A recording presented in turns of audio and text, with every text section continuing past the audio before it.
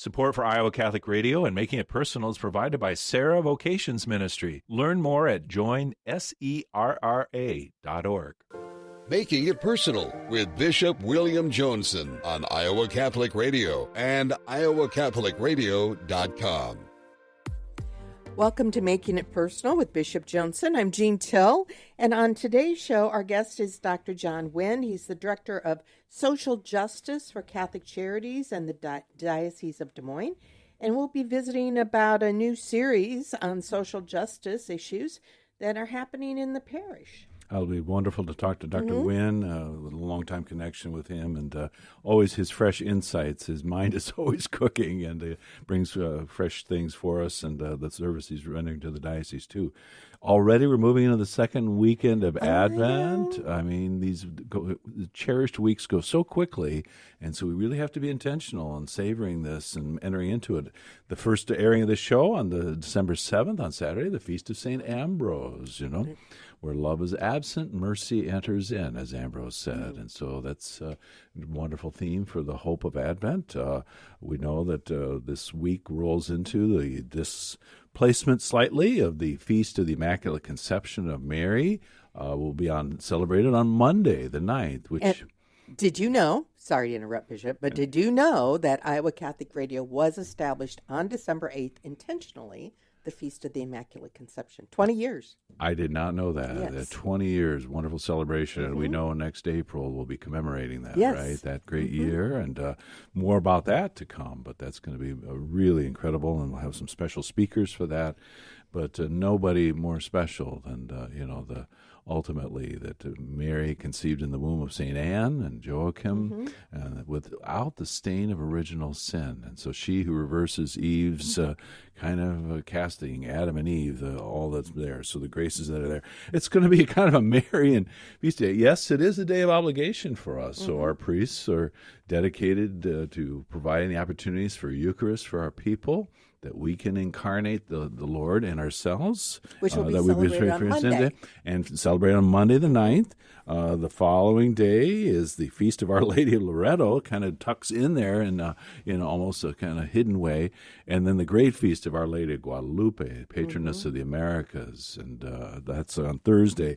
So many parishes will be celebrating in festive and the raucous style once in a while, but the great devotion and the one America that she brings forward, and the great evangelizer in her own right.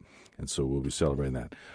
We think about love. Today I'll be actually witnessing the wedding of Michael Bracco and Brooke Dewan of St. Catherine's. They'll be married at St. Ambrose Cathedral, so I get to be a priest and officiate, the marriage, because they are the ministers of the sacrament, of course. Yes. Well, speaking personally, you did a good job of getting John and I married. Well, you two are remarkable. It's been a treat, and that our connection and relationship goes on. The holding of the cross, and this was no small crucifix that you held. No, not always a piece of the ceremony, but it's certainly a pious custom that can be woven into that. So, and that crucifix that we held reminded us of the suffering and that we're going to experience, as well as the love that Jesus had for us. So, we wanted to hold that, and it hangs in our home. Wonderful. Right. Your home in Waukee. So, yes. So we'll be doing that, but as we play, we hope people are making time to allow for the sacrament of reconciliation, to make an appointment if they need, but our priests are providing that, and that's going to be really a theme for the whole year of the Pilgrim Jubilee year, the Pilgrims of Hope, and it's focusing more on our returning to God in the sacrament of reconciliation. And so we'll be initiating that later this month in the Diocese of Des Moines on the Feast of the Holy Family, December 29th, with a 3 p.m. Mass at St. Ambrose Cathedral. So hopefully many of the faithful can be joining us for that. Well, we're going to take a quick break, Bishop. When we come back, we'll be visiting with Dr. John Huynh, Director of Social Justice for Catholic Charities and the Diocese of Des Moines, and we'll be visiting about the series that he's doing on social justice issues that are happening in the parishes. You're listening to Making It Personal with Bishop Joensen on the Iowa Catholic Radio Network and the Spirit Catholic Radio Network. Welcome back to Making It Personal with Bishop Joensen. And on today's show, we're visiting with Dr. John Huynh, Director of Social Justice for Catholic Charities and the Diocese of Des Moines, about this new series he has on social justice issues that he's taken to the parishes. He's on the road. Very much within his role and kind of a traveling message that he brings us. But Dr. Huynh, I don't call you John, if I may. Yeah, please. We go please. back quite a ways. Your path to being Director of Social Justice for the diocese, working with both Catholic Charities and the diocese proper in this way, would you have ever imagined 20 years ago that this is where the Lord would have led you? No, that was not something that was in consideration at all. But here we are. Yeah. So you are a Dowling graduate, right? Yep. Yeah. Yeah, so graduated from Dowling You in came to this 2002. country with your family in what year? I came here with my mom and my sister. My dad had been here since 91. I arrived with, again, mom and sister in 94. 94. Yeah. Summer of 94. Always remember. Little John. Yeah, that was the first time we slept on a mattress, and that was quite something else. There's a family video of me jumping on the mattress because that was our first discovery of what it was, what it was. Well, I think every kid has that experience in some way. Yeah, These things have a multiple purpose. right, exactly. Yeah. Did the bed break? No. Oh, okay. I was too little for that. And then on to Loras College eventually, where you were considering the priesthood at one time. Yes. That was in between 2003 and 2007. And that's where our paths first crossed. You had to endure the young philosophy teacher, trying to figure things out. Yes. And metaphysics and philosophy of the human person, ancient and modern, and all those good Oh, things. my word, yes, yes. I remember the first course I had with you was modern. In fact, I just, you just dove right in, no intro to philosophy or anything, just right in there with Descartes. The hardest course. Oh, my word. Yes, and, Father P.J. McManus at the time, also a brother seminarian, he was a massive help to getting me through that, kind of walking me through what the Cartesian ideas were and things like that. Because this really was learning a new language. I'd had some trouble learning English, and here you are learning another language essentially. And thank goodness Father PJ was there. But did you groan, or were you excited when you found out he was going to be our bishop? I was more than excited. I can lead the studio. I was more than excited. In fact, one of the homecoming years, we had made T-shirts with the three things that we remember most at Loras. And of course, Bishop Joensen's picture is right there, and Batman picture there.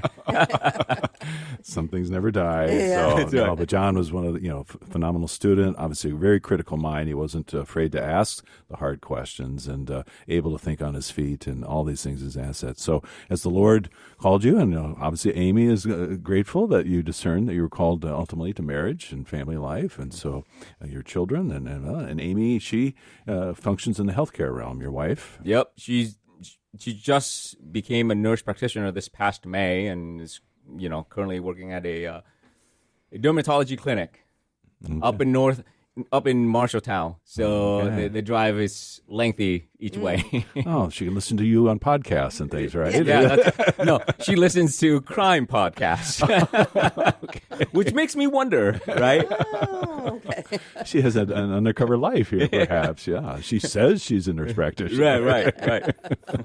Or is she looking for ways to? Yeah, is she bilingual? Is she able to speak Spanish or Vietnamese? Is she learning not at all. Vietnamese? Yeah, she's picked up several words here and there, mostly food names. Well, Vietnamese. this is very practical. Because my mom likes to cook, so.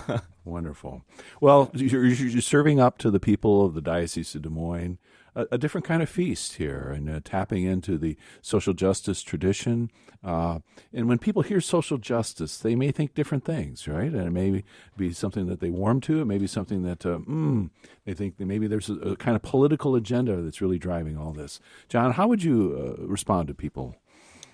Well, I would say, I'd say that the church really is not a party program. She has no agenda, partisan either way. Again, and also I would say that the church has no competence in technicalities in sociology or political economic theory, but she does have competence in spiritual and moral life. Okay. And when that concerns the entirety of the human person, created in the image and likeness of God, then she does have something to say about it. And given that politics, sociology are part of who we are in terms of living in community, then the church is within her scope of what her master has asked her to do, to teach. Okay, and so really, it's the whole sense of who the human person is, as reflected in the person of Jesus, as manifested in Jesus, that animates and informs then all other areas of the touch on human life. Absolutely, okay. And I should say also that the church has always, and will always have a preferential option for the poor, because that's what our Lord did. Mm-hmm. The most vulnerable among us. And I remember that. When I first got engaged with social justice, like, oh, that's social justice. Pro-life is over here on the other side, and never the twain shall meet. Right. What do you say to that? It's like, yeah. Well, I think that's a mistake in understanding what that's all about. I would like to add, though, that our work, any sort of thing that we do in our lives, have to surround, as Catholics, has to surround the sacramental life of the church. And so from that sacramental life of the church, it's going to lead us and it's going to call us to do things that are perhaps outside of our area of comfort. Mm-hmm. And so whether you call it social justice because you've determined it to mean a certain way, or pro-life to have it mean a certain way, the church does not see it that way in that sense. The church simply sees this work as caring for the human person and teaching us on how to care for the human person as we live this journey towards the end, until we see our Lord. So the church is expert in humanity, as some of our pontiffs have said, that studying the scriptures, the living encounter with Jesus that we have, and his presence in every human face that we meet in this way is drawing forth, and I think, as you mentioned, that the sacramental piece of this, that the world itself is a sacrament, right? Bearing traces the imprint of God, and the caress of his love, and calling us to right relationship in that. So on this 10th anniversary of Laudato Si coming up, that 6th chapter of Laudato Si of the Pope Francis, linking our care for creation with our Eucharistic Sabbath spirituality that we might have. And so a contemplative side that maybe for you, formed in seminary a little bit, but that you bring to bear on your ministry. Yes, what's fascinating is the Vietnamese, when we refer to the earth, we call her Mother Earth, and the Catholics do too. What's fascinating to me is, we have a tendency, at least in the Western world, to think of those terms, Mother Earth, as something that's very secular or irreligious or non-Christian or non-Catholic. But that's not true. We see this nourishing of the earth as a gift from God. We call it Mother Earth, particularly for the Vietnamese, because we understand the roles of mothers to be nurturing. And so we call it that. And to see it in the lens of the sacraments or sacramentals is to see it as something good and something that we are to appreciate rather than, depreciate or destroy. Mm-hmm. Mm-hmm. To reverence it on its own terms. And when we do that, not only do we transform stuff in the world, but it transforms us, by our relationship with it. That can be an enduring thing from the attitude of stewardship, the attitude of bearing it to those who come after us, so that there's a responsibility that's entrusted to us. So, I think a reductive notion of social justice that would say, just giving people to alleviate a need or to give them what we owe them in that way. But no, how are we enlisting people to participate in their own unique way? In your last time present with us, the infinite dignity that human beings bear, but to make them agents then of their own destiny. That's right. Collaborators with God in this way. Yes. I recently read, again, I was sharing with you earlier, I was rereading this book. It's called You Have Washed Your Robes, and it's about a young Vietnamese priest who was killed 3 weeks into his assignment while listening to confessions in just 2 years ago, actually. And What's the priest's name? So that our listeners Father Joseph Tan, T-H-A-N-H, Joseph Tan. And he's from the Diocese of Kon which is the area where Vietnam, Cambodia, and Laos meet. There's that borderline there. And the people there are very poor. They're the small kind of group. And here's Father Joseph called to serve these people. And he comes in, and first he has to learn the language. There's this particular dialect he doesn't know and understand. And he learns the language to be with them, to be with the children. And he's looking for, he notices the church as they worship, there's an area that isn't covered, and people are sitting in the rain and things like that as they are worshiping Mass. So he's working hard to get these things installed, and they look, if we look at it, and we're like, well, how did that pass code? In any case, he sees these people more than simply an object of service. He sees the dignity in all of them. So to the point where he's committed himself, right, to being with the children, being with the parents, looking for things to do in order to better their spiritual life and their physical worship life. And he, in some sense, right, or in a very real sense, laid his life down for them. Mm. And they, the community, their faith has strengthened quite a bit since then, is what I'm reading. After I read this book, I went to Google and found that people are just lining up, going to where his grave is and asking for intercession and praying for him as well. So, wow. God continues to gift his church with martyrs, these heroic witnesses that are really at the seat of our faith. A tradition of messaging, drawing from the gospel. This isn't some additional Gnostic gospel, but the social justice teaching, the great kernel that we have. And you're helping to unfold that for our people in the diocese in a very intentional way, John. Yeah, or attempting to. We will see how it goes. But yes, I think most people are already doing these things. They're serving others. They're loving their neighbors through their actions. But I think putting a name to their action first and foremost is helpful. Secondly, it's always good for us, at least adult Catholics, to simply know more about the tradition and the history of our faith, just as it would be for any adult to know the tradition and history of his or her family.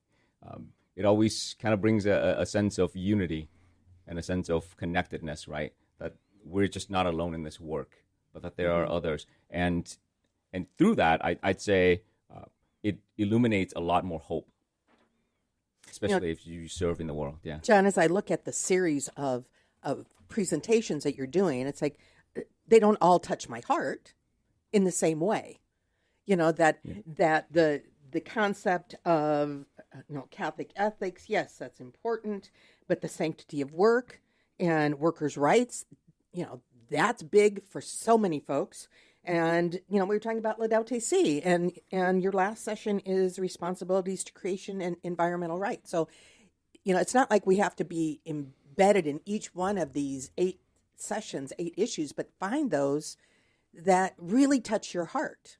I know the one at St. Teresa that's coming up in February is on the poor, and we have so many folks that are engaged at St. Vincent de Paul and our food pantry and all of those things, that this really touches our hearts. Yeah, and we're going to have Tom from our Catholic Charities Food Pantry there to also talk. As I don't know if I mentioned this, but at each of these presentations, I try to have one or mostly 2 community partners who are doing the work in the community, and they talk about what they do, and then we can solicit help, or at least here people can see what is really happening. That it's not simply a matter of learning and taking it into your head and your heart, and not through your hands and feet. And you're very good at the head, John. I mean, very well. You completed master's in theology and then a doctorate in ministry and that. But your own heart seems to have come alive in these responsibilities, half under the aegis of Catholic Charities, half properly under the diocese. But you're really straddling something in a way that hopefully isn't making you schizophrenic, but bringing it all together, your head and your heart. Yeah, no, this work has been, I don't know how to describe it. The word that comes to mind is ineffable, right? You just can't. It's the word that means you can't put words around. right. Like it's enriching, and yet at the same time, you recognize there's so much there, so much beyond. Oh, yeah. You come alive just in describing it. So we'll bring our listeners back here, but we better allow the St. Sarans to sponsor us. Grateful always for the sponsorship of the St. Saran Club. So stay with us as we continue our conversation with Dr. John Huynh, the Director of Social Justice for Catholic Charities and the Diocese of Des Moines. These series are throughout Iowa. You can find it on, John, the Facebook page, right? Facebook page, or the diocesan page also has the list of it, but no event reservations, correct? No reservations needed. And if you've missed the first 3, you can go to YouTube and just search The Good Word on the Street. And those first 3 episodes will be available there to really give you a snapshot of those conversations. You're listening to Making It Personal with Bishop Joensen on Iowa Catholic Radio Network and the Spirit Catholic Radio Network. Welcome back to Making It Personal with Bishop Joensen. We think about poverty, humility. I'm speaking tongue-in-cheek here, John, but you have long been one of the reigning bags champion in the Pastoral Center contest, the annual contest, and not afraid to talk a little smack to people to kind of evoke that. But a little humility this year as you lost your crown. Oh, my word. Yes, I was 2 years in a row, and we were, they say 3 years in a row, then you can build a dynasty. But the 3rd year was never going to happen. And Are you retiring now from bags? No. Champions don't retire. Just look at Mike Tyson recently, right? Well, okay. Please don't use him as your role model. But anyway, again, you're at different places in the diocese. Did you kind of chart this? Did it kind of come together as we think about the principles of social justice, but your themes, Together We Thrive, family, community, and Catholic thought? You were at St. Patrick's in Council Bluffs in November. And now we're extending beyond the election season. So, I mean, these have legs that should really kind of be there for us in our consciousness year-round. Yes. Initially, when I thought about bringing this series out, I thought about maybe doing it at the Pastoral Center. But then, realizing that our church is beyond, and we're called to serve, and we're called to go out and be present to our diocesan parishes, I realized, okay, well, let's take this out. And so that's what I did. And I emailed the priest, and I thought, we should do some in the metro and some in the west side, of course, because our diocese is the whole southwest of Iowa. 23 counties. Yeah. Yes, and so that's the idea behind why they're all spread throughout, but also there's a kind of unity to them, right? That these are not simply something that I made up, by the way.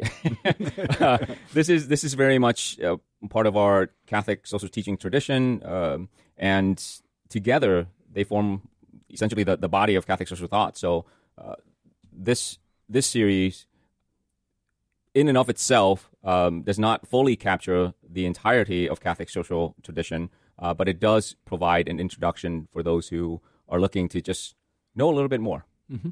And again, part of the mission of an evangelist, of an apostle, and you are, I think, in some ways, is to affirm and strengthen the brothers, maybe with that which they already know, to remind us again and bring this forward, and how it bears in the here and now. Now, these segments on YouTube are not video clips of the actual presentations you gave, right? Because there was a lifetime dynamic there, right? Right, yes. So the videos on YouTube are made, they're essentially what I would call vlogs, if you will, video logs, but they're not of the live sessions.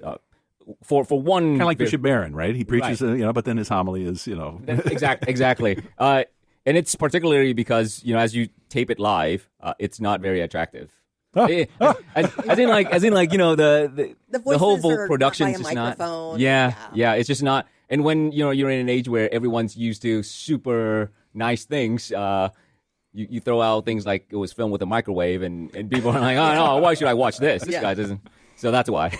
Well, that's another comment by Bishop Barron, that the quality translates into credibility, right? And unless we have that, and that's certainly present for young people. Yes, absolutely. And not so young people as well. Did you find that you were challenged so far by questions that people posed, or was there any contentious moments or things that maybe were a little more bracing? No, not particularly. I think I have found more that I didn't know. In fact, I've learned more than I have presented in some sense. So, for instance, I recently was out in Council Bluffs, and Birthright of Council Bluffs was there and they're you look at their entire organization, and as they were talking about it, I realized, oh, wow, this organization, even though not considered Catholic, is really Catholic. Yeah. Lo and behold. in the work they do. Newsflash. right. So things like that, and you learn as you talk to people after the sessions and things like that. You learn more about them, and Yeah. Well, that shows you're a true teacher, yourself always learning in the act of teaching, that you're not there yet. But, John, you've come a long way. And, again, this series, we're looking forward to it, even in April 8th at St. Patrick's Imaging, Unity and Diversity, Embracing Universal Brotherhood and Sisterhood. The topics here, I think you yourself are cultivating connections in Christ, creating these moments of encounter with the message of Catholic social teaching. So thank you for your ministry Thank work. you. Yeah. This has been another edition of Making It Personal with Bishop Joensen. Thanks to John Wynn and to all of our listeners in Iowa, Nebraska, Wisconsin, or wherever you may be listening on the Iowa Catholic Radio Network and the Spirit Catholic Radio Network. You can hear Making It Personal with Bishop William Joensen every week on Iowa Catholic Radio and iowacatholicradio.com. Support for Iowa Catholic Radio and Making It Personal is provided by Sarah Vocations Ministry. Learn more at joinserra.org.